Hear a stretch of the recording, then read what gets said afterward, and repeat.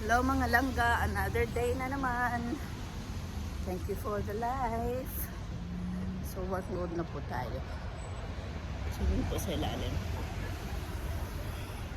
At doon po yung paakyat. So sa ngayon, paakyat po ako. Kaya yung cardio ko, hinihingal ako. Ang gaganda ng mga painting nila. So wall yan. See? Everyday ganito yung ginagawa ko. So parang exercise na din. Yung parang nag-akyat ka sa bundok kasi very slope siya eh. Going to mid level on the top. So yung pasok ko is 8:15, so I'm so late now. 8:30 na ako makakain nito.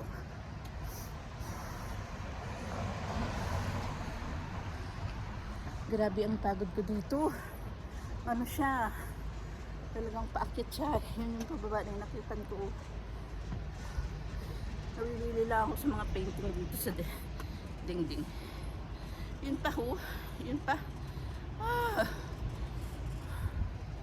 So ganito naman ang cycle ng buhay. Trabaho, kain, tulog.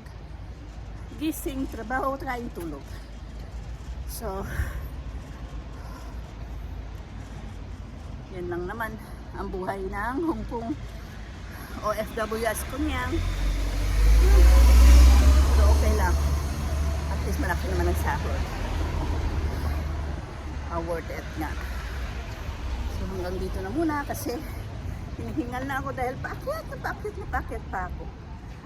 Hanggang dito lang mga langga. Good morning sa lahat.